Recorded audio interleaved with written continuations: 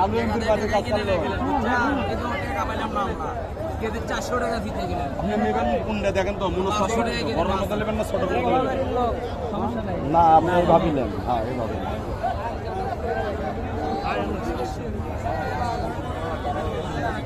ও ভাই দেখা লাগে না মাছ